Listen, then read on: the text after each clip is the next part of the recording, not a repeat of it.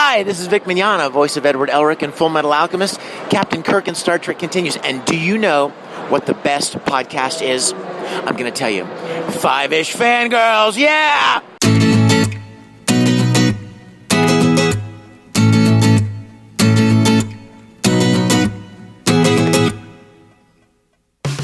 The tangents this squee continue all the way to episode 66 of the Fiveish Fangirls podcast. You're not cursed. You're not some horrible thing. I know, because you taught me that I wasn't. You convinced me that I had a purpose, that maybe my life wasn't over, but just getting somewhere. Please, let me do the same for you.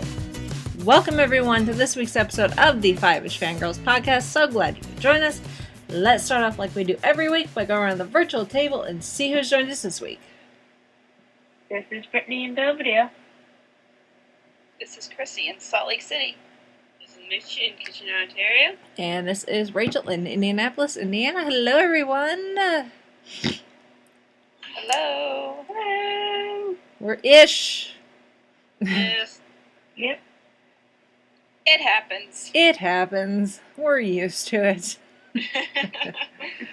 We shall soldier on. Oh, fun stuff to talk about this week. And actually, it's fun stuff to talk about, which is always a good thing. So, Yep. Let's jump straight into news. First off, with voting is now open for the upcoming People's Choice Awards. Just like every year, you can go on to the website and there's a bazillion different categories, and you can pick up to 5 in any category, and then from there then you'll reopen voting based on the narrowed down categories where you actually pick your winners. So it's kind of the nomination process, I guess. Yeah. But it's movies, TVs, music, and there's actually a digital category too, like favorite mobile game, favorite video game, favorite YouTube star. So your usual, things are going to be in there. You're under the movie categories. You're going to see the stuff that's come out in the last year. So there's Ant-Man, Age of Ultron, Jurassic World, and the like. So most of our big ones are covered. I think Once Upon a Time is there for TV fantasy, network TV. Doctor Who is for cable TV fantasy. So strangely enough, although they do have a write-in slot, favorite sci-fi fantasy TV actor David Tennant is in there, but not Peter Capaldi.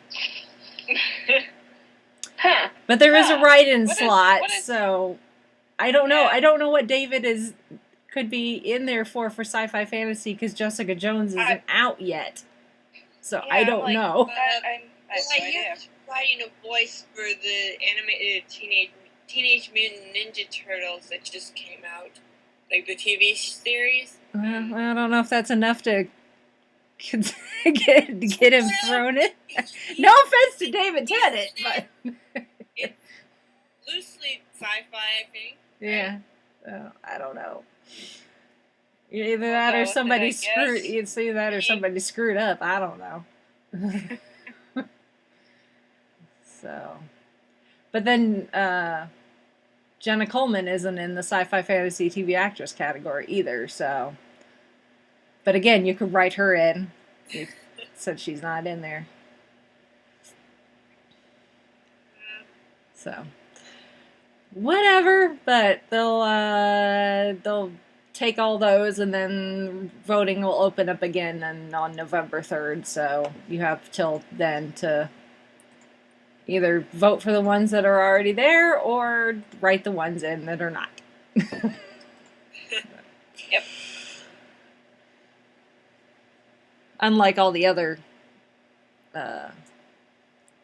award shows where it's well, I guess this is a popularity contest too, but it's the people's popularity contest as opposed to Hollywood just the patting Academy. each other the Academy on the back. their egos, Yeah. like they always do. Anyway. I do love how there's a digital thing now. Yeah. The favorite you. Is part of our world. Yeah. True. I was just thinking, like, just a few years ago, this kind of wouldn't have been here, and now love it. It's kind of cool. Hey, it's the world. It's progress. Yep. Indeed. This is what the world is now, so it makes sense for this sort of thing to reflect that. Mm-hmm. I will admit I haven't really heard of too many people. I'm sorry. Well, that's why there's a write-in slot, so... Like, mine's not in there! Put in this random YouTuber that no one else has probably heard of, but I'm gonna nominate them anyway. Nominate him anyway. Do it. Yep. Oh. Alrighty. Moving on to some fantastic news. Exactly. A while back, it was announced that John Hart had pancreatic cancer. Now, he has the all clear of it. Yay! Yay! Amazing. Absolutely. So John Hart spoke of his joy at being told that he'd beaten pancreatic cancer. I can't talk. The actor had refused to let the disease stop him working after his diagnosis earlier this year, and he revealed that he had been given the all clear by doctors. Speaking at the Man Booker Prize ceremony in London, the Elephant Man star said, "I had a final scan and it all gone brilliantly. I had the final scan yesterday and I saw my oncologist this morning. I am overjoyed. I am thrilled. It all looks great for the future. It's fantastic." And that it is. That Now I it saw is. that. I was so excited. Yes. I remember when I first heard about him having the cancer, I was really, really scared for him. I was like, because at his age, and that's not, no, cancer's good, but that's definitely not, it's So, scary. Yeah. But it's good to hear that he's doing better and on the mend and whatever else. Mm-hmm. But yay. Yep. So, best wishes and all good things to John Hurt. Mm-hmm. And then moving on to our next bit of news. This is an interesting one. I was kind of... This one kind of made me go, okay, this is interesting. Marvel and Fox are going to team up on 2 X-Men TV series. Which, yeah, if Fox is still not letting them have the rights to X-Men, then I guess this is the next best thing, and I guess they're feeling good about, because they're going to team up on Spider-Man in the Marvel Cinematic Universe. So, the two that this news item talks about, they're going to have 2. One's called Legion, which has a pilot ordered for FX, and Hellfire, which will actually air on Fox. So, they're Fox channels, just one's on cable, one's on network TV.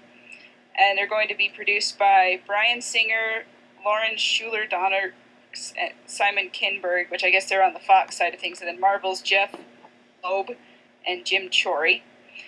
So Legion is going to introduce the character David Haller, who I did not know this, is the son of Charles Xavier and Gabrielle Haller. And basically he, as I understand it, David is a mutant, or he has mutant powers, but he doesn't really know what mutant powers are or understand any of it. And so he says he's been in and out of psychiatric hospitals, but then he finds out that these are powers after he talks or he meets a patient at the hospital. And then the series Hellfire is actually, it doesn't have a lot of details about it, but it's going to revolve around the Hellfire Club, which is in this universe is a clandestine society of millionaires with extraordinary abilities, and they're going to take over the world. So that's about what we've got so far. So yeah, Yay for more Marvel. And I like what Fox does with the X-Men for the most part. There have been a couple missteps about that, Yeah. but I figure if Marvel's involved, then they'll do a good job. So I'm sure we'll get more details as time goes on. Mm-hmm. So that's coming. So look for that.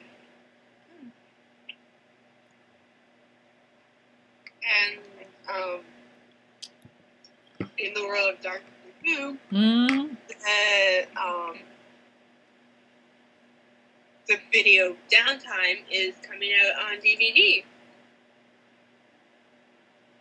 So, originally released on video in 1995, the 70-minute adventure sees Nicholas Courtney, Elizabeth Lane, Deborah Walling, and Jack Walling reprise their roles as Brigadier Lethbridge Stewart, Sarah Jane Smith, Victoria Warfield, and Professor Edward Travers, respectively. Downtime is to be released on DVD on Monday, the 16th of November, and is an unofficial sequel to the second Doctor serials, The Abominable Snowman and The Web of Fear. Extras will include behind the lens, a behind-the-scenes look at the production with never-before-seen footage, and post-production, a glimpse into the editing, sound, and visual effects work. So, Which is that's exciting. it is. I mean, because I've heard the guys traveling the vortex talk about Downtime, and it's apparently difficult to get your hands on because it's unofficial. It was a fan-made production, but they managed to get Nicholas Courtney and Elizabeth Sladen and Deborah Walling to be in this Well, there was a lot of that fan in production. the wilderness years. Well, yeah, I mean, Big So Finish started out actors as a fan thing. participating in unofficial production. Mm-hmm. No. And this was one of them, and I guess with Web of Fear being recently returned to the BBC, they figured now is a good time to put it out officially. Mm-hmm. I can hear the guys from Traveling the Vortex drooling. Like, I need this! Awesome. And it won't be a vanilla release either. No, it's more. There's at least 2 bonus features. Mm-hmm. Which is even better, because I love extras on DVDs. I know. Bonus features are. I love behind the Bonus scenes features are like catnip. They are. They're just It's like, I could love a movie to the ends of the earth, but sometimes I love the special features more. oh yeah.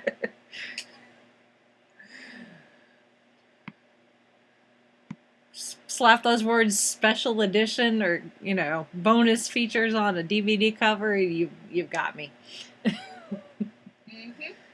It's all good. And that is now on my Christmas list. My Christmas list keeps growing ever so long, and most of it is Doctor Who related. Yep. Oh my goodness. Well, when my mother-in-law comes asking, what do you want for... wish lists on Amazon and Chapters and Yeah. Geek. So I'm thinking of just like sending those out in lieu of a Christmas list. Yeah. Like, Here, this Like, is just this is send where I want it. just send the links and people can buy the stuff. Yep. Yeah. I want this. Go here. Here's a code for free shipping. I'll make it easy on you. Oh my. And speaking of free shipping or buying stuff, it's a weird segue there. Another piece of fantastic news. I'm holding on to this just because nothing was official, but if you like on their Facebook page, you saw and we shared it a couple days ago that the folks at Who North America, we've talked about this, that they've been working on moving to a new location and trying to get all their ducks in a row, and all the ducks have gotten in the rows, so they have been approved by the bank to purchase this property. So they still have to close on it, but from what I've been told, because I got insider info, from what I've been told, from what I've been told is they shall close. They said on Facebook within 30 days. What they told me is probably sooner than that, but I mean they say 30 days, I think, to be safe, but within the next month they should close on the new property, which is fantastic. That's absolutely amazing. I've been keeping all my fingers and toes crossed and everything crossed and drawing up, prayers to whoever will listen that that they everything works out the way it's supposed to, and so far it is. Their GoFundMe is still out there if you're willing to shell out a couple bucks, or even better, order stuff from them, as Keith said, so there's less for them to move. Even though the new location is going to be significantly bigger, the less that they have to move, and when I say they, I include me into that, because more than likely I will be lending a hand with the moving. So the less that we have to move, the better. So if there's Doctor Who merchandise that you've had your eye on and you can buy it through Who North America, please do so, because I don't want to have to put it in a box and then load it onto a truck. We'll put links to all the pertinent places that yes, you can do that. Mm-hmm. Yep. And more details as they get closer to closing and moving and prepping the new location and grand opening. And Janie's got ideas for the grand opening that may or may not happen. We'll see. So I'm not going to say anything. But exciting stuff happening over at Who North America. I'm excited. I know Janie's excited. So, and Keith is excited too. So it's all good. So yeah.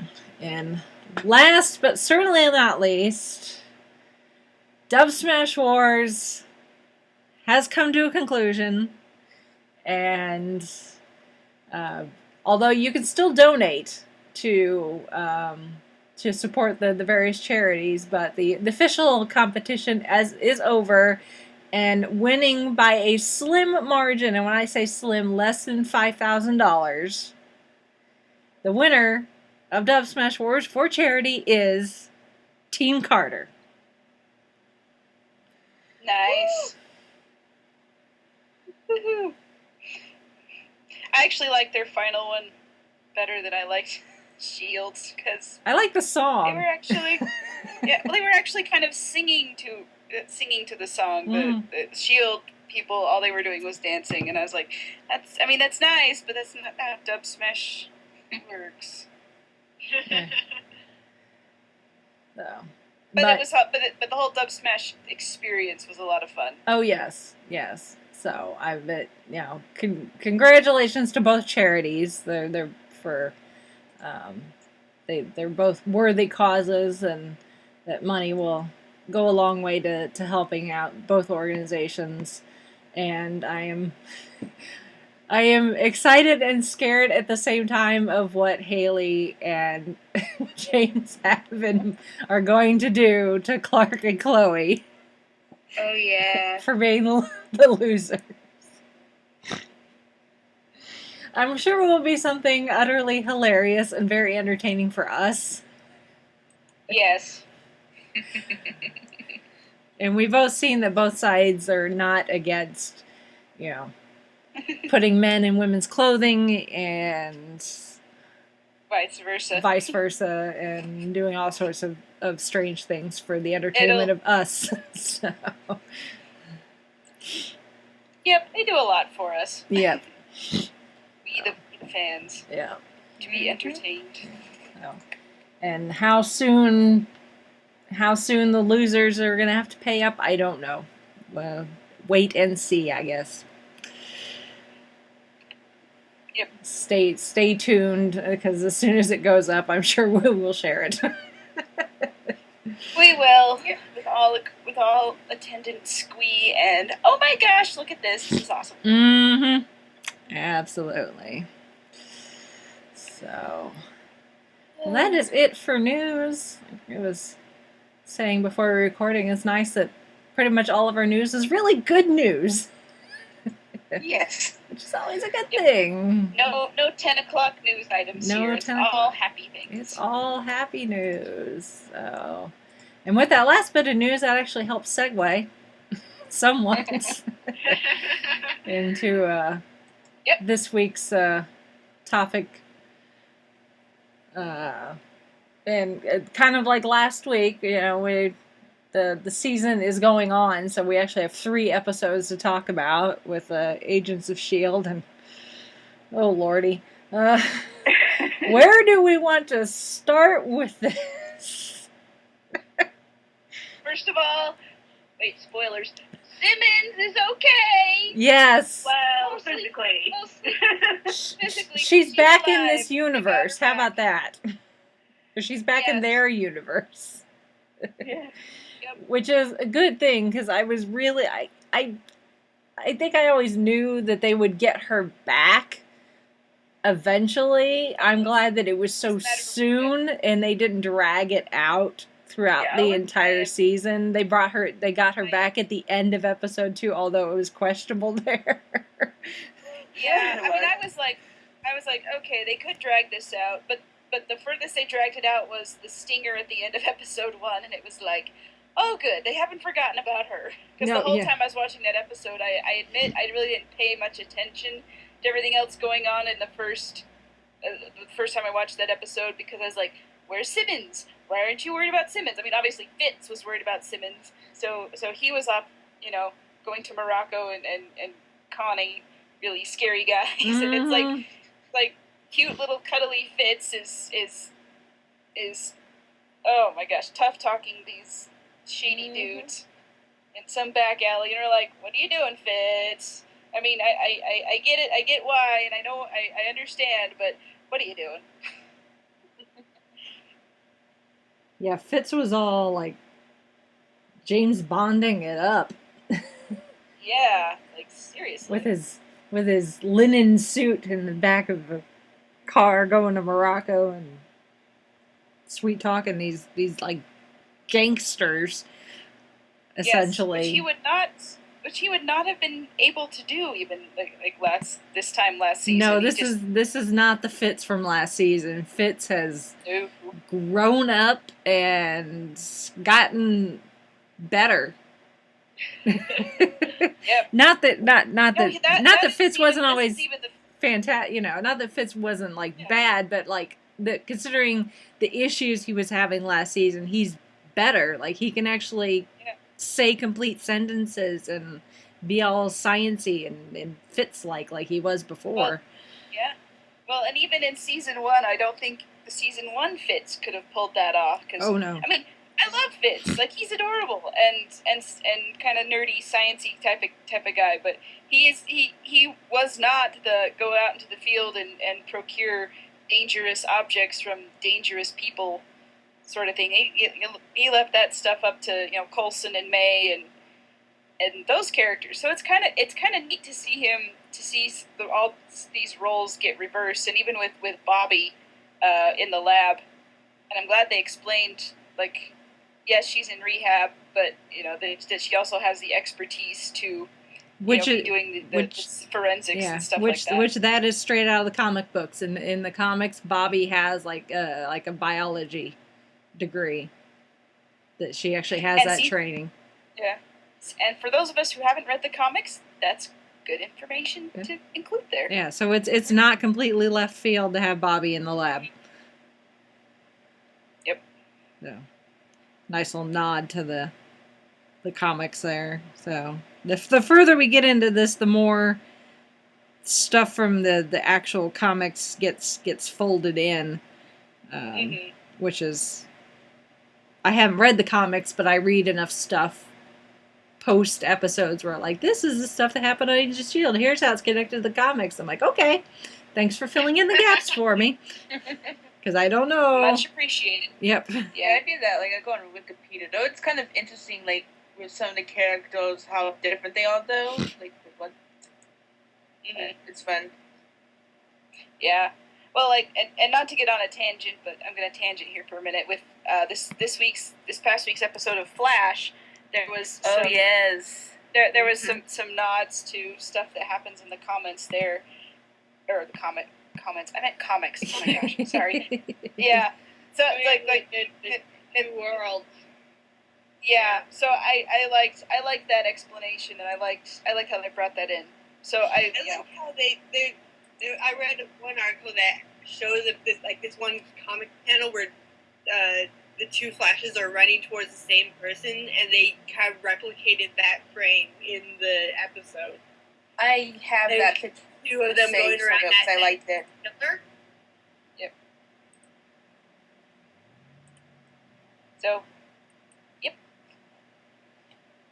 Back to S.H.I.E.L.D. Yes. Back to S.H.I.E.L.D. I just had to throw that out there because I'm like, yay! There, all these comic book shows are doing the same, are referencing the comics, and it's awesome. Read the comics. I love that they're doing it. Mm-hmm. Mm-hmm.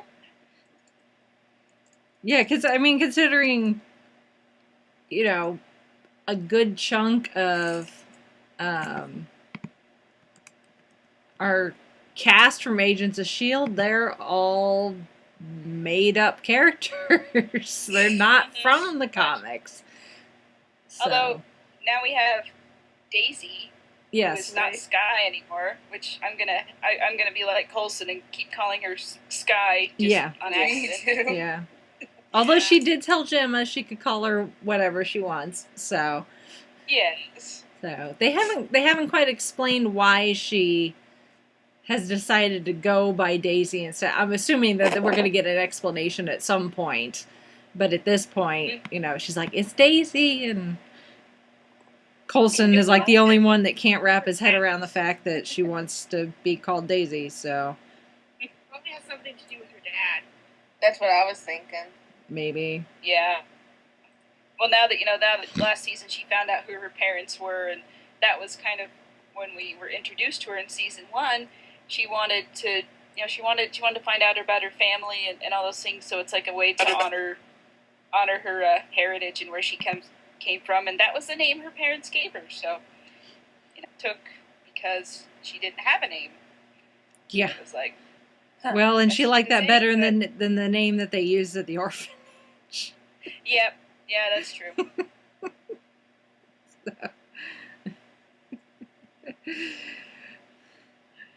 Some like old, I can't remember I love- exactly what it was, but it was like really old fashioned sounding. Very lure. Yeah. Yeah. Yeah, something like that. Yeah.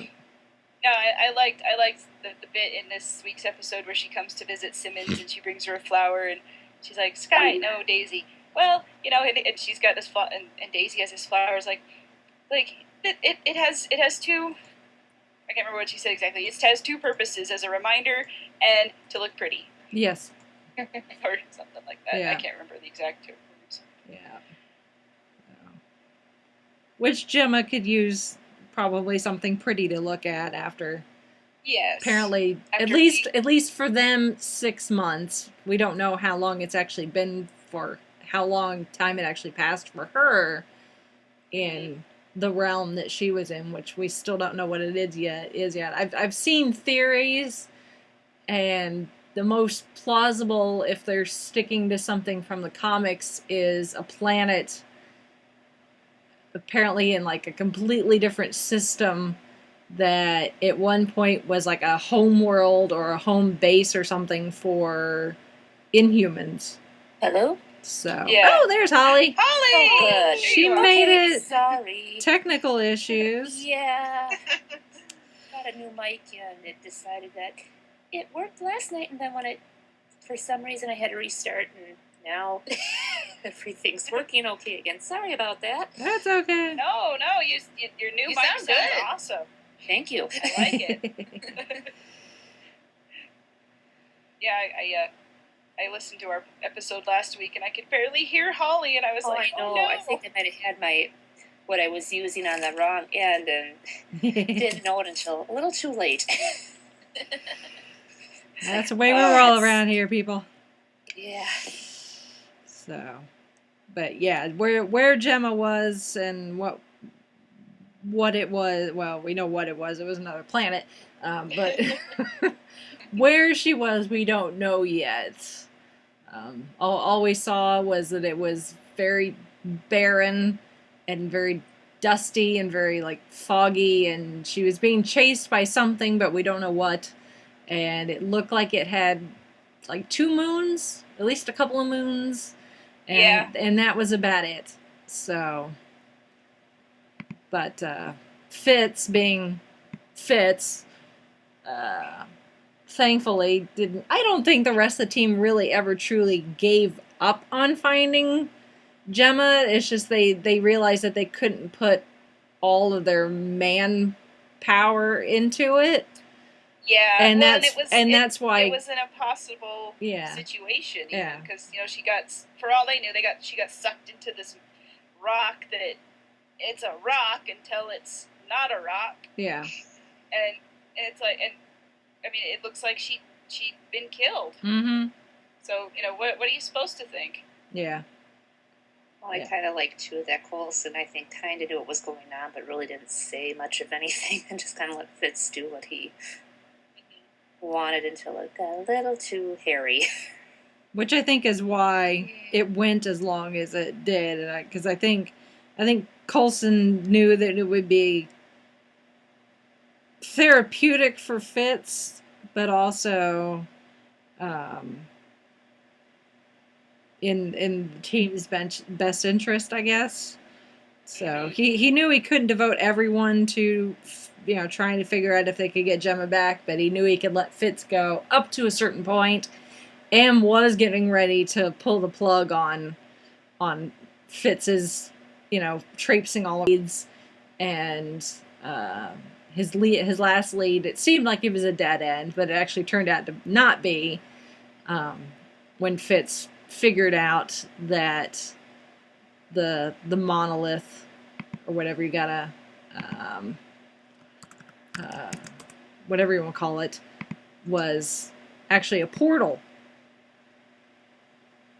When it decided to do its, I'm not going to be a rock anymore. I'm going to turn into liquid, and then turn into a rock again, and sand appeared. Mm-hmm. And then that ended up, that was the sign, I guess, or whatever that Coulson needed to go, okay, Fitz, you're not, Mm-hmm. we'll don't know focus about on you. this. So, But my heart rate was just racing when Fitz got to Gemma, and then they were trying to pull him out. oh yes, It's like, oh, come on, Yeah. please, don't you dare yeah. come this far. Yeah, it was like something out of like an action flick where you've got someone like hanging off a cliff, and you got another person reaching down, going, just reach for my hand, and I'll get you. And oh my goodness, I'm slipping. yes. Oh yeah, my I'm pretty sure my blood pressure was through the roof. So, but smart of them to. I was so relieved when she appeared in the pile of dust next to him. Yeah. Like, I know. God, he got her. Yeah. I'm pretty sure I was going to cry either way. If they got her, I was going to Me cry. too. If they didn't get her, I was going to cry. It was it going to be happy tears or sad tears? But the relief when he did get her was like, Yes. Yeah, exactly. Yeah. and then the episode after her wanting to go back. Yeah, really. Like, this last episode that aired, and Gemma is, they're on the base at their spot, and she's trying to get reacclimated. The apparently the gravity, the amount of gravity is different. Really, any sudden noise, just complete, like, everybody's phone apparently is on vibrate, and it's not a pleasant sound for her. It sets her off. And bright lights, she has issue with some bright lights as well. The Fitz, trying to be Fitz, trying to give her space, and Bobby, being the smart one, convinces Fitz that, I don't remember exactly what Bobby said, but quit trying to remind her of what she missed. Give her something to look forward to. So Fitz finally takes her on that date that he had originally asked her out on before she got sucked away. And at first we're like, oh, they're finally going on their date, and that Fitz got the entire restaurant, so it's completely empty, so she won't be distracted, and the lights are down low, and there's wine and nice, I'm assuming it looks like it's Italian, so gonna be nice Italian food, and they've got, they're sitting there, and the waiters letting them take their time, but Gemma just, it's still too overwhelming for her, and she ends up bursting into tears there in the restaurant. We're like, oh, I know. Fitz is consoling her. We're like, Fitz Simmons feels. Well, and when he even apologized to her, you helped me, and I know I didn't really want the help, but I still did. Mm-hmm. And I'm returning the favor. I was just like, aw, Fitz. Yeah. Boyfriend of the year material you are. Mm-hmm. And Fitz Simmons shippers everywhere. We're going, oh. Yes. To their TVs. Went, totally different. And I was just like, let's not have anything else bad happen to them. Let them just be in their little protected bubble and have a happily ever after for a little bit. Put them in the Fitz Simmons bubble. Knowing the writers of the show, and then knowing Joss Whedon, not going to happen. Yeah. This is a Whedon run show, therefore it's gonna not be pleasant. No. At all. Darn you, Joss Whedon. I love you, but come on. Yeah, him and his brother just really. Cause it's like we have this nice Fitz Simmons moment. It's like, oh, he's consoling her, and then we go to Gemma in the lab, and they've got the bits and pieces left over after the monolith exploded, and Bobby sees Gemma, and Gemma's playing with it, and Bobby's like, you don't have to worry, it's not going to reopen, and Gemma's all like, no, that's the thing, it needs to reopen, I need to go back, and I'm like, what? What are you talking about, you crazy woman? That was basically my reaction. What? Yeah, reopen? No, reopen. No go backy. No go backy. Exactly. Time out. To her there that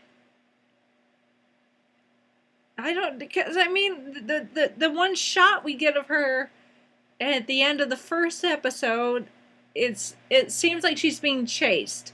She's running, and she hides behind a rock, and she's got a cut on her forehead, and she digs for like mud to cover up the scratch, so that I guess whatever's chasing her could smell the blood from the wound or something.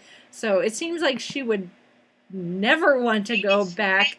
Someone else there that she needs to help. That's what I'm thinking, is maybe there's other people there, or there's something she left behind, or something that she needs to go back and get or see. Yeah. That's the only logical explanation I could come up with. So, Yeah. And it makes sense. That would make the most sense. But that she left something or someone behind. Right. Yeah. But we're gonna have to wait and see. So.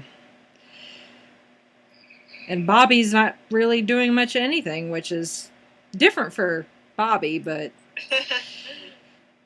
realistic at the same time, though. Although I wish I looked as half as good as she does after one of her workouts. Yeah. Because I sure don't. Neither do I. Well, the cat probably dragged in. Yeah. Yep. But she's recovering, which is good. I mean, that's a good thing, because she looked like hell after what Ward and 33 put her through at the end of last season. So having her up and about is always a good thing. And again, like we said, she's helping out there on base, using her skills as a scientist. And then Hunter is fulfilling all of our dreams, and going after Ward. He's fulfilling our fantasy of going after Ward and making sure he gets a bullet in the brain. So, talking about Hunters reminding me. What did you think about the subtitles on the British accents? I was didn't need them. laughing. Yeah. I was like, didn't I think watched they enough were needed. Yeah. What? Because I could understand it perfectly. I didn't need the subtitles. I didn't I either. didn't either. I But then have again, I have after I the movie watched though. yeah You'll watch his Doctor Who, so yeah I guess there are it's people who watch yeah. it and Cecile who aren't used to Yeah. British accents. But Yeah. those weren't even particularly thick accents. No, No. they weren't. they Or were maybe drunk it's just that I though. don't perceive them as thick because of watching Doctor Who. Yeah. I agree with you there. I do have a coworker that says when she watches Agent of Shield, she has to do it with the closed captioning on, but it's because of Fitz and Simmons that she has trouble understanding, especially Fitz. I can understand. I'm okay. I'm like, I can understand. You know what? After watching Peter Capaldi and Michelle Gomez with those thick Glasgow Scottish accents, I can understand pretty much anybody. Watching Outlander. Outlander, yeah. And then back before Robert Carlyle started Once Upon a Time, he did a mystery series, and that had some thick accents, and I could understand those just fine too. Mm-hmm. So I think with watching British shows, I think kind of helps pay off of understanding all those other dialects. Yes. Pretty much. That and all those years of watching, in my case, watching NASCAR, and when you get like that too. an excited Oh, yeah. Dale Earnhardt Jr. Yes. talking real Oh, fast yeah. with that southern accent. Uh-huh. Yep. Start with NASCAR and then go to Doctor Who, Live and in then the South, I have a hard. I can kind of get hard understanding the Southern accent, and I lived there yeah, before. years and years of experience. That's all. So but yeah, I think it was. I don't know if it was so much Hunter and his friends' accents, because when they first get to the bar, it's okay. But I think it was more the fact that they were drinking and they were supposed to be drunk that, in theory, made it more difficult to understand. But I understood what they were saying. Now they were using a lot of slang that you may not understand what it means, but I understood the words. I knew what words they were saying. Yeah. So, maybe they were just poking fun. I don't know. I don't know what the logic was behind the captions. So I actually felt like it didn't bother me, and it felt like I was watching Heroes. Actually, That's a good or comparison. Heroes Reborn. yeah. Just episode Except 4 the of Heroes season Reborn 1. is actually translating the language. Yeah. Well, drunk British could be considered a completely different language. Yes, like that. Yeah. Yeah. But then they probably should have translated the slang. Yeah. Wait, Uh-huh. Yeah, if you wanted to be accurate, do that. Dear ABC. No. Anyway. Not the accents, it's the slang. Yeah. Right. But anyway. But yeah, so Hunter was on a one-man mission. Now it's a two-man mission because he's got Agent May with him. Yeah. Hello, Agent May. Yeah, after... So nice to have you back. No kidding. May in a golf skirt.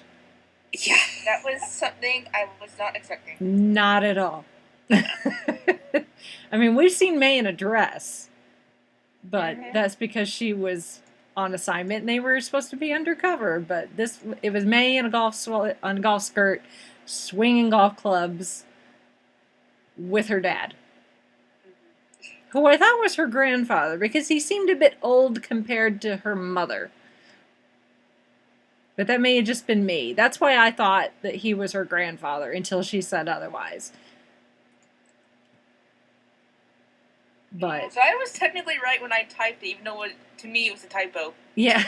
Because I was like typing. Like, oh.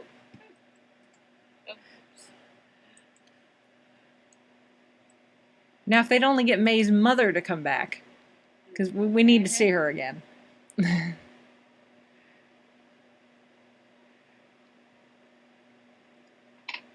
Oh, but her father seems like he's quite the character. Of course, her mother seemed like quite the character too, so it must run in the family. Yeah.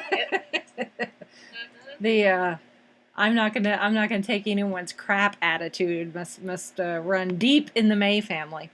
Yeah. But taking Miranda taking names. yeah.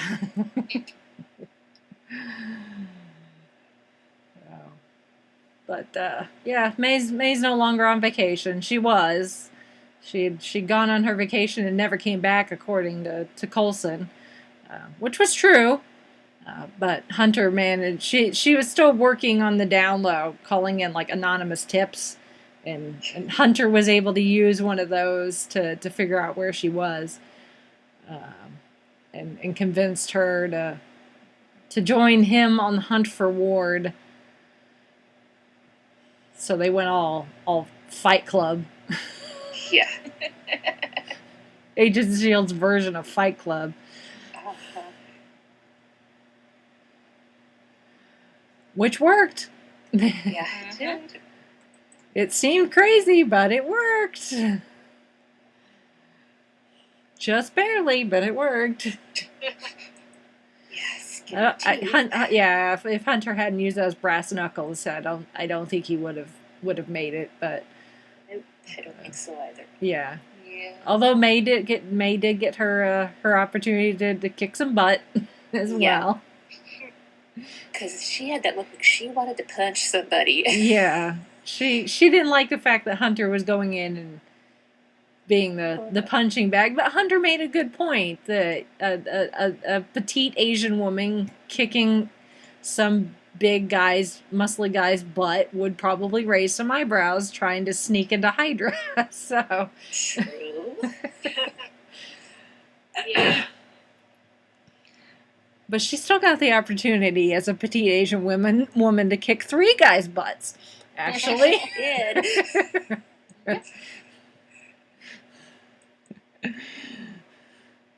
So, but their plan worked, and then Hunter got in on the ground level to what is essentially Ward's Hydra that he's trying to rebuild.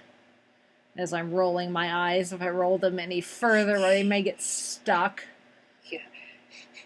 Yeah, him trying to rebuild Hydra, I don't see it lasting too long. Yeah, we can hope not. Yeah. That's all we can hope. Yeah, but then again, I wonder who's funding him. Well, now, pre his exploits on I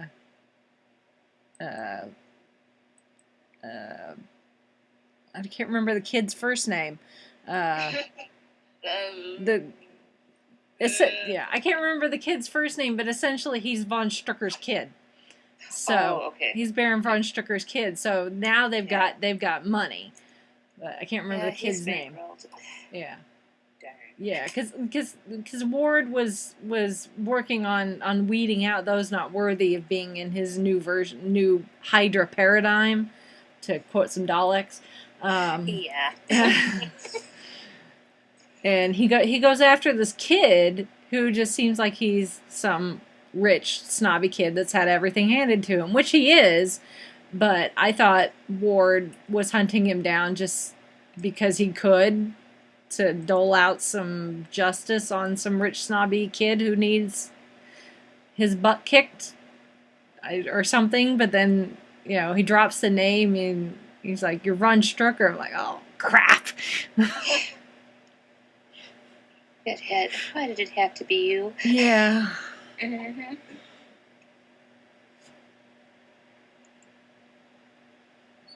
Really?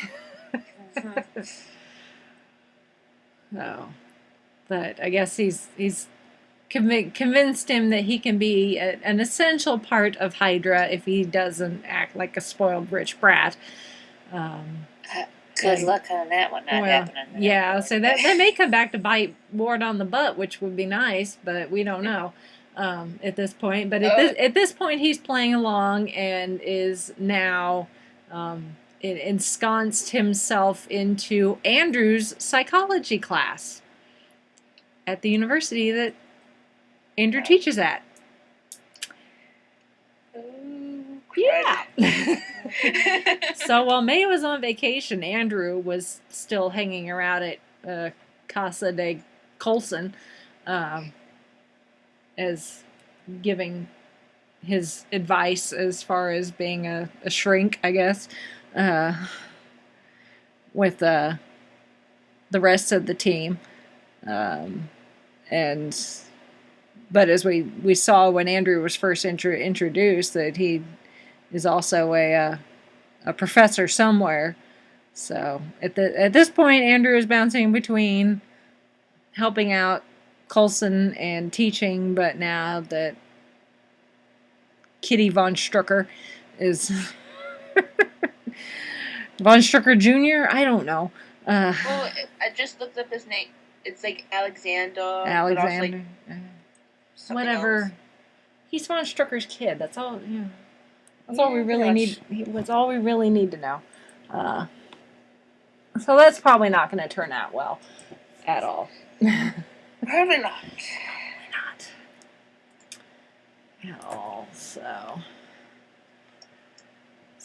it's Hunter, May, Fitz, Simmons, Bobby.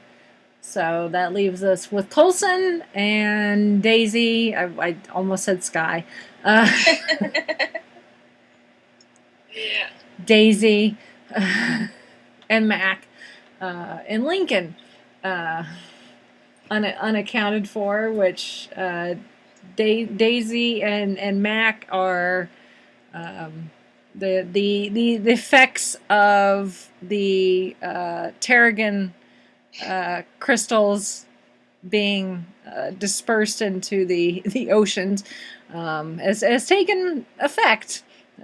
Being in those fish oil caplets, and people are turning into Inhumans. Apparently been pulled from the shelves once they discovered what was going on. Right? Yeah, but Too little, too late. Too little, too late, because you can't go take them off the shelves of people who bought them. Even if you issue a recall, if people don't hear about it, then it's nothing you can do. Unless you went to every single home in the entire planet and checked their medicine cabinet. Or in my house's case, it would be our kitchen counter, is where we keep all of our vitamins and everything. And I'm pretty sure we have fish oil, but it's not the same kind, thank goodness. Woo! So Sky is really coming to her own as far as being Daisy Johnson, aka Quake, working along with Mac and trying to find the people that have been turned into Inhumans, but they haven't had any luck getting anybody until the season opener, where they managed to get this guy Joe, who apparently his ability is the minute he touches anything metal, it melts. He's like a walking smelting machine, or smelter. Is that what it is when you melt that metal? Smelting? Is that what it's called? I think that's what it's called.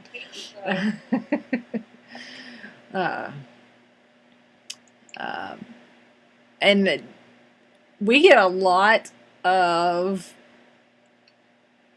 name drops in that season opener and a lot of it comes from the interactions between Daisy and Coulson and Joe and Mac and Andrew And we get a reference to Age of Ultron. We get a reference to Ant-Man when Coulson is talking to Fitz.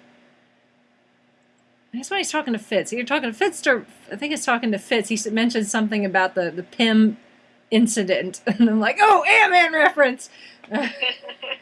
And while Daisy's talking to Andrew and then talking to Coulson, and they drop the name Secret Warriors, which again is straight out of the comics. So lot of drops. Just a nice little reminder. This is still connected to the movies, just in the comics, just in case you happen to forget over the summer hiatus. We're still working on keeping everything connected. But they try to get Lincoln to come in and talk to Joe, but Lincoln wants nothing to do with him, and Lincoln is actually working at a hospital as a doctor, which, I mean, when we were introduced to Lincoln was living with the rest of the other Inhumans in their nice little cult thing, compound. And to me, it seemed like he had been living there pretty much his entire life. So how did he become a doctor? Some sort of transpondence course. Would he have to do some kind of an internship? I guess. I mean, that's what he could be doing, but I mean, he would have had to gone to at least some medical school at some point, and I don't know if the University of Inhumans qualifies to get you into an internship at a hospital. It might in the Marvel universe. I don't know. Mom's that in Greece, and he's got a medical license. I don't know. Or that's what he was studying before he discovered his powers. That's true too. That's very true too. I have a feeling we have a lot more Lincoln backstory coming to us before all is said and done. But yeah, Lincoln doesn't. He's had a complete turnaround compared to what we saw last season when Sky/Daisy, if she was going by Sky at the time, was struggling to come to grip with her powers, and Lincoln was all like, "Oh, it's all good. You're safe here. We'll teach you, and these powers aren't the end of the world." And now he's completely done a 180 on that and wants to pretend like he doesn't have any abilities and just wants to be normal and work and have nothing to do with S.H.I.E.L.D. or any of that. But of course, that's not going to happen. Not in this universe. And poor Coulson. First, he has to deal with Hydra being hidden within S.H.I.E.L.D. and the fallout from Winter Soldier. And then last season, we have the other faction of S.H.I.E.L.D. being run by Gonzalez, and at the same time dealing with Talbot. And now we have this new organization that's been given the okay by the president, which, again, tied into the MCU. It's the same guy who plays the president in the Marvel movies, which is nice keeping that consistent. But there's this task force. Was it the ACTU? Something? Task ACTU? Task unit? Something unit? I don't know. A something U, I think. I have trouble with acronyms. Anyway, it's another organization, government-run organization that is trying to deal with this whole inhuman thing. I don't want to say infestation because that makes it sound bad, but this whole inhuman people suddenly having powers thing. Because S.H.I.E.L.D., as far as they're concerned, or at least as far as their leader is concerned, when she and Coulson have a talk, is as far as she's concerned, yeah, S.H.I.E.L.D. could help, but as far as the world knows, S.H.I.E.L.D. doesn't exist. They're being too quiet and too behind the scenes to offer any sort of comfort, I guess, or confidence to the public. So the government has come up with this organization to try and take care of the issue. And thankfully, instead of lather, rinse, repeat like we've been doing with the last 2 seasons with like the other S.H.I.E.L.D. and Talbot and his gang and Hydra and all that Coulson has offered an alliance essentially for them to work together. So, which was smart on Coulson's part and also smart on the writer's part, and they put that in there in the last episode when he's explaining to Daisy that they've decided he's offered himself to help this organization. You know, he's like, I've dealt with Hydra, I've dealt with Talbot, I've dealt with S.H.I.E.L.D. I'm tired of fighting and constantly working against another organization that's trying to work against me. So it's like, very smart on a lot of levels. Pardon me. We'll see how long it lasts. So, but they have a mutual enemy out there that, well, at least as far as we know, he's an enemy. He's not working for this organization. We know he's not working for S.H.I.E.L.D., so he's a bit of a loner. But we've only seen him for a small moment in the season opener, but yeah, he's not anyone I think I'd want to run into in a dark alleyway anytime soon. And he's out of the comics as well. Actually, like I said, as the show goes on, we're getting more and more people and places and things pulled straight out of the comic books. They haven't actually used his name yet on the show, but it's pretty much a gimmick, given that this character is Lash, who is an Inhuman. Not a very nice looking fellow. Well, kind of funny that we're getting. It's purely coincidental, I'm sure, but it's kind of funny that we're getting Lash, who's like this big, spiky, just hulking creature-looking thing. And we've seen him, or getting him, at the same time that we had the Fisher King in Doctor Who, which kind of, they remind me of each other, where it's just big, hunking, ugly thing, creature. It's like, okay, I don't want to run into you anytime soon in a darkened alley, or even a light alley. I don't think I'd want to run into either. But Lash is not any his abilities. He's got like, he can like, in the comics he's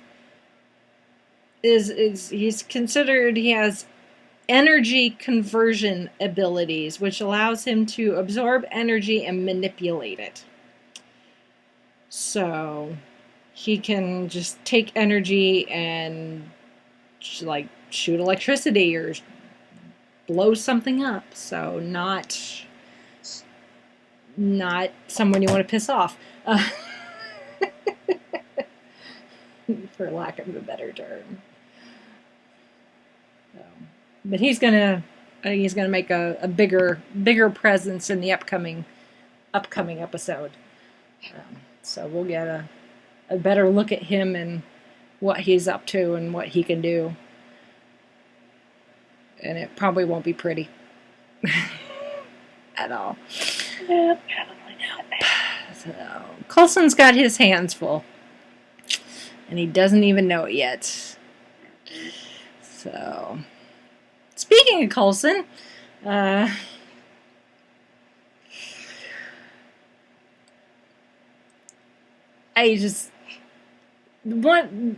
of the biggest things I love about Coulson as a character is he can get ticked off. We've seen Coulson ticked off and got his feathers ruffled, but 99% of the time, Coulson is the most calm and collected and unflappable person, and that's what makes him such a brilliant character.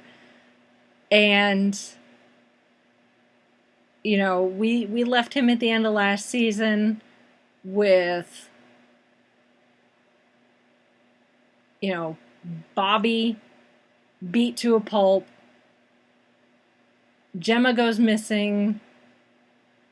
He has to put Daisy's father through the Tahiti protocol, and he loses a hand.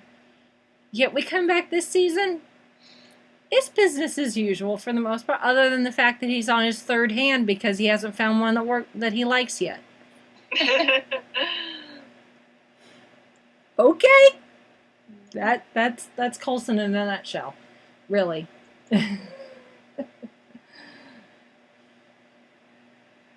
Which I love. I absolutely love. So I have to say, I keep meaning to do it. I really, and I need to do this, is I really want to send like a tweet to Clark Gregg and ask him if it's strange wearing one glove all of the time. Like, does your hand get hot because you're only wearing one glove?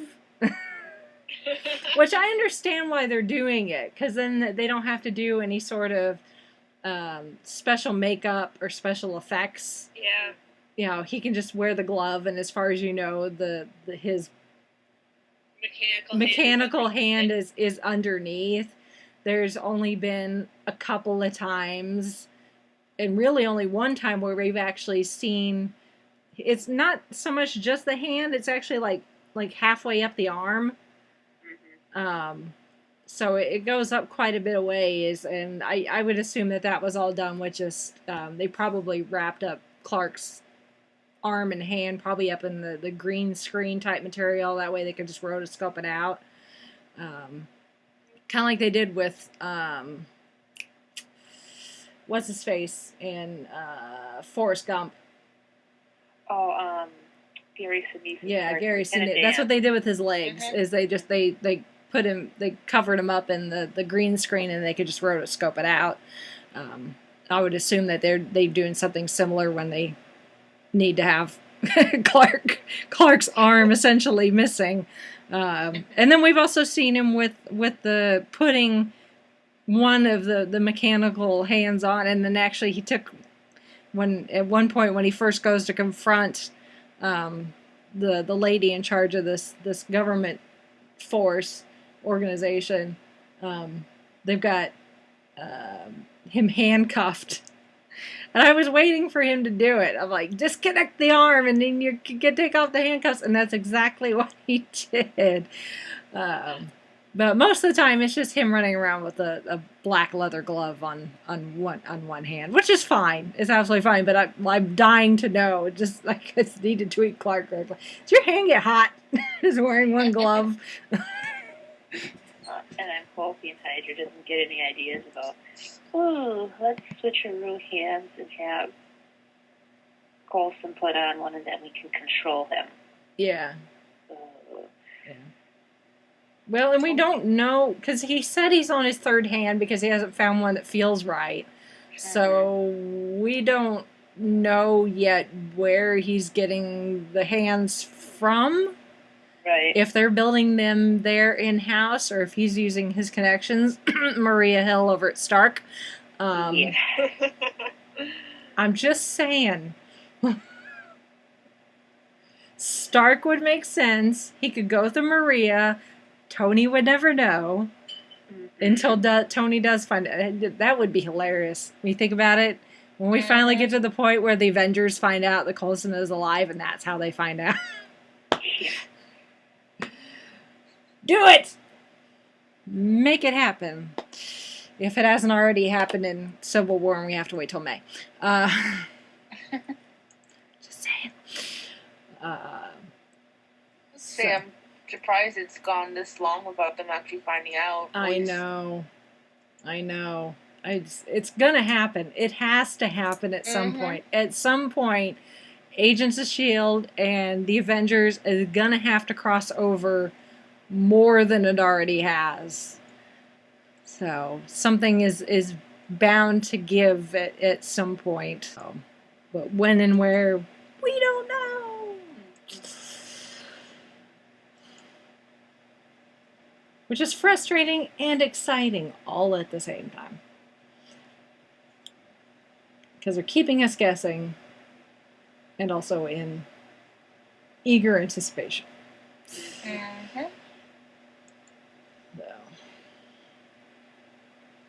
But I think is that everyone? Everyone accounted for? I think so. I think so. Yeah. And Mac's just being Mac. For the most part. So.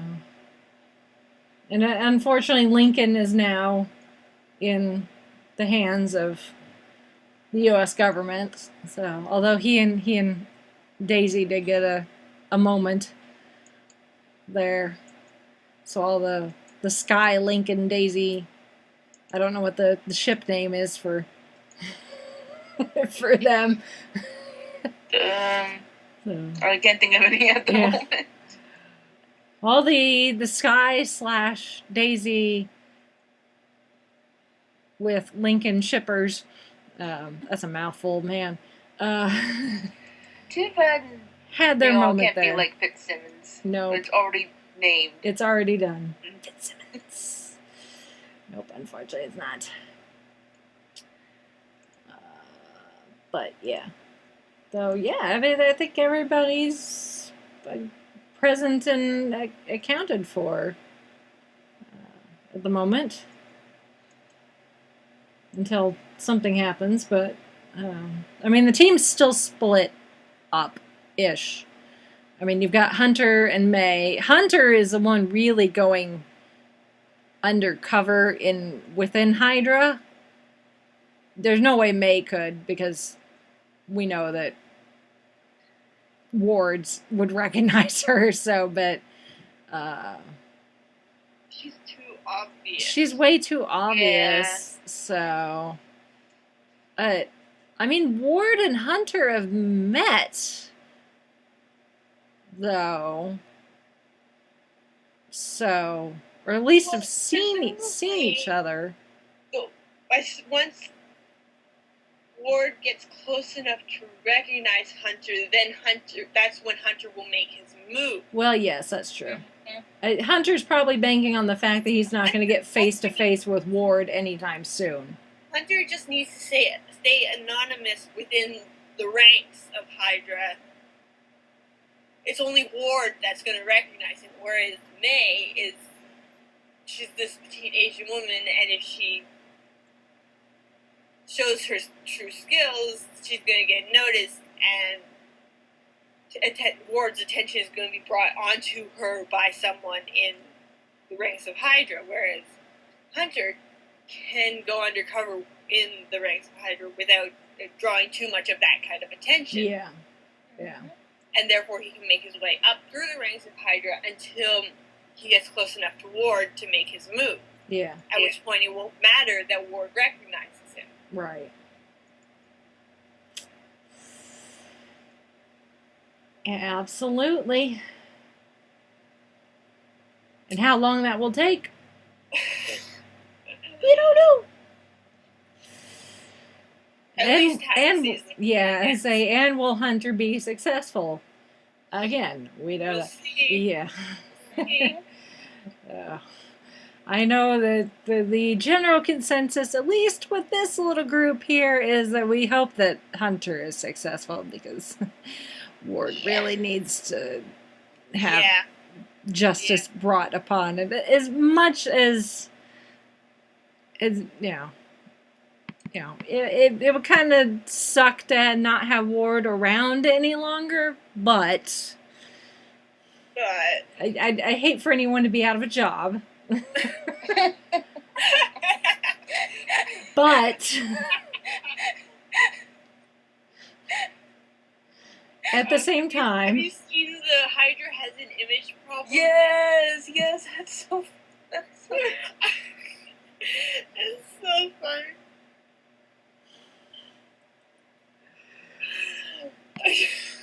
I watched it, and then it was just in my YouTube history, and then recently I went back and rewatched it, and I'm like,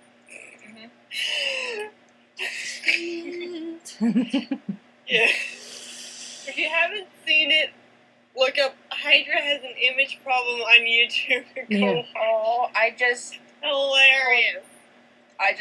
put up the link. We can put it in on notes. We can put it in the notes to make it easier to find. Yeah. Yeah. Go watch it. It's hilarious. Maybe if I can get this open. Yeah. Minor detail. Yeah.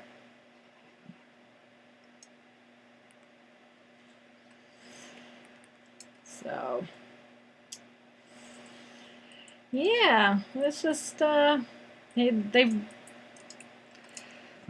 Agents of S.H.I.E.L.D. has picked up right where they left off, essentially, except it's 6 months later than where they left off.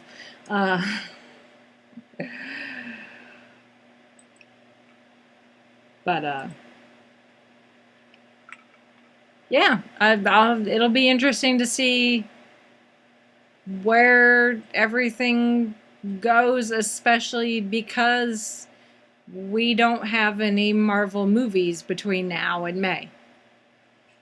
So this is going to be, I'm sure some of it will be set up. I mean, Coulson is even when having a chat with, I don't even know what her proper name is because she's gone by multiple names.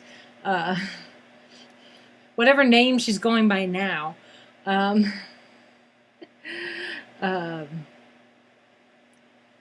But he even told her that she's going to start a war.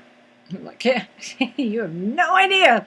I mean, this opened a huge can of worms. Well, yeah, that too. I mean, as far as, in just the Agents of S.H.I.E.L.D. universe, I mean, this whole thing with people becoming these Inhumans, not knowing what's happening to them, is a mess upon itself, on top of what happened in Age of Ultron between Sokovia almost becoming this like the second or third Big Bang or whatever you want to call it, and coupled with the Hulk going on his rampage, which we saw in Ultron didn't go over well with the public. So the general public consensus of people with powers, as far as the MCU is concerned, is not very positive. So, and this is part of this is laying the groundwork for Civil War. So, but this is with the Inhumans, it's hitting a bit more close to home because people are coming into powers unexpectedly. And accidentally and no fault of their own because they, you take fish oil because it's good for you. Not. Not in this case. But so it's how far or how much this will escalate between now and next May. We're just gonna have to wait and see how everything falls out. But and they're gonna throw us curveballs. I mean, they already have with Simmons wanting to go back to this alien planet that she was on. So we're gonna have to deal with that on top of everything else. But yeah, you know me. I know you guys know me, and I know the listeners, if you've listened to the show long enough, you know me and my feelings with Marvel and the MCU and Agents of S.H.I.E.L.D., and it's just, the complexity and the depth of the material and the groundwork and the universe that they're building upon is just, it makes me just want to squee and cry all at the same time. Yep. So, I'm excited to see where things go, but at the same time, it's just, with the Fitz Simmons feels and the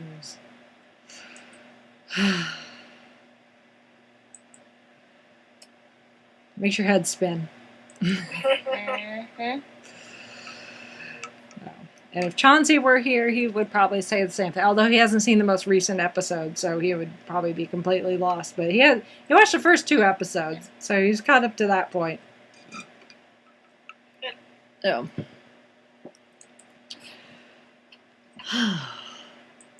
Anyone else have anything to add?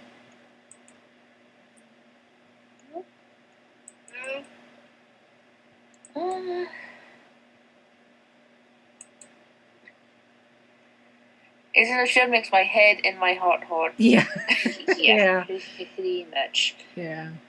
It's weird with, between this, a little bit with Doctor Who, but not so much, but it's interesting with Agents of S.H.I.E.L.D. and Once Upon a Time, and I'm guessing probably like Arrow and Flash, although I don't watch those, but I'm guessing that you're so excited when they come back, and we're excited to talk about it when they come back.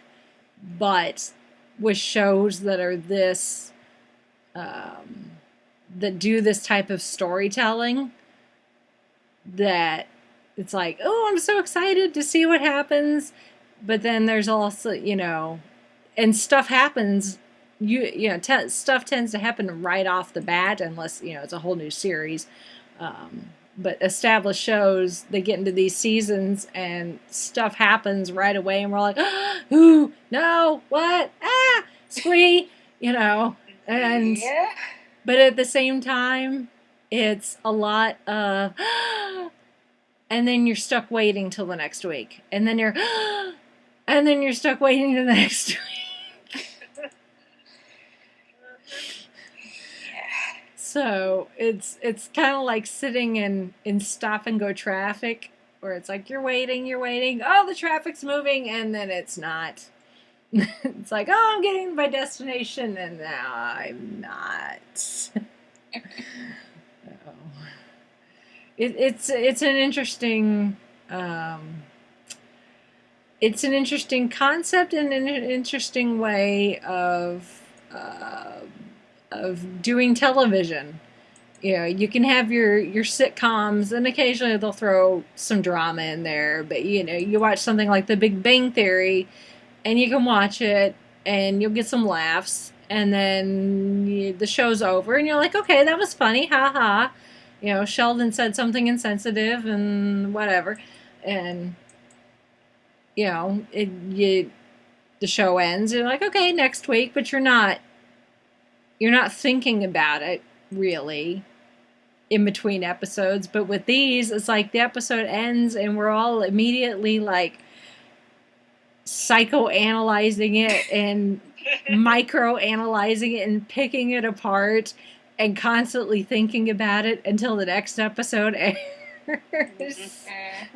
It's like we got to the end of the second episode and we get that heart-pounding, blood pressure rising rescue of Simmons, and almost for the rest of almost the entire week, pretty much the entire week leading up to the next episode, at least once a day, I would stop and think to myself, I'm so happy Simmons is alive and they got her back. You don't think about stuff like that with other shows, but it's like I spent an entire week on every day at least once going, Simmons is back and she's alive. She's okay. She's okay. Yeah. It's weird and exciting, and I don't think we'd really want to have it any other way, actually. But it's just it's just the way it is when you're a fangirl, I guess. So until next week. Until the next one. Until next week. So speaking of which, if you want to, Chrissy had to skedaddle, unfortunately, but she said her goodbyes. But if anyone else wants to join in and either tell us you completely agree with us, or maybe tell us we're all nuts. I don't know. We'll take either one as long as it's clean, I guess. If you want to leave us comments or feedback or whatever, you can get a hold of us at our blog, which is the Fiveish Fangirls podcast.blogspot.com. There you can find links to Twitter, Tumblr, Pinterest, Instagram. What else are we on? YouTube, iTunes, Patreon. Yes, if you can, you have $1 or $2 to spare. I can send that our way. A link to our Patreon is there. And with Patreon, you can either set it up so that you donate as little as $1 a month, or you can do one-time donation as well. Maybe got an unexpected refund check or something and you have nothing better to do with it. We'll take it. I don't know. So there's that. And we are on iTunes, so you can subscribe to us on there. If you are so inclined, please rate the show and leave us feedback or a rating on iTunes. That helps as well to get us exposure. YouTube, you can listen to the show on YouTube as well, plus extras. Sometimes extras go up in YouTube. Some visual audio. So that's all up on there. The link to that's on our blog, and I think that is it. So, Star Wars of Friends.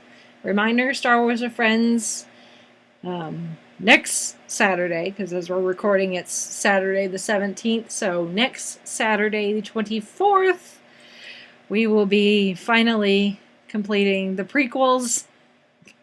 Thank goodness. With episode 3. I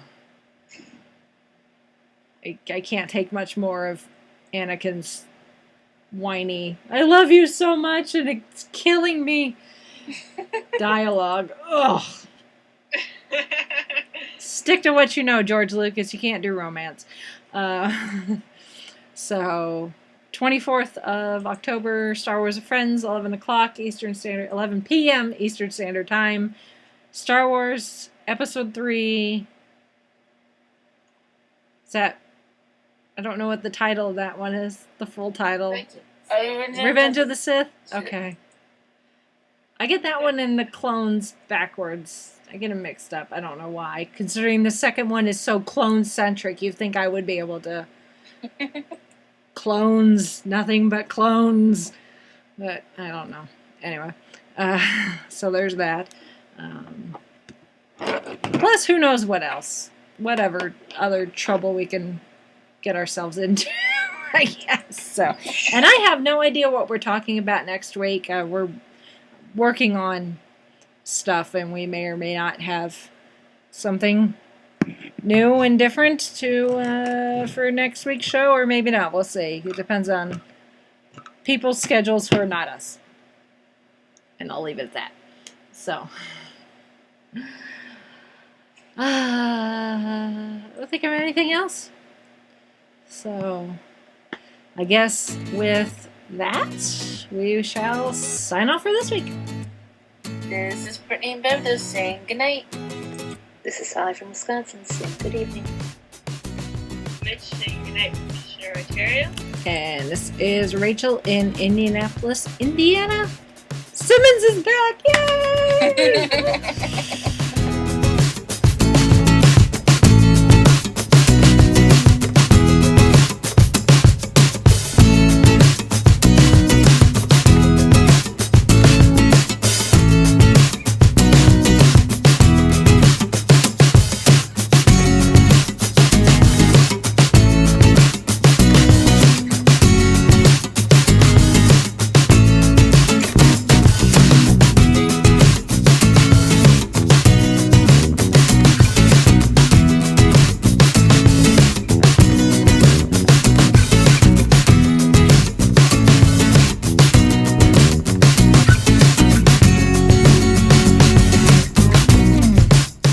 You have been listening to the Fiveish Fangirls podcast. Any and all movies, books, games, and other forms of media mentioned are owned and operated by the respective copyright holders. No copyright infringement is intended or implied.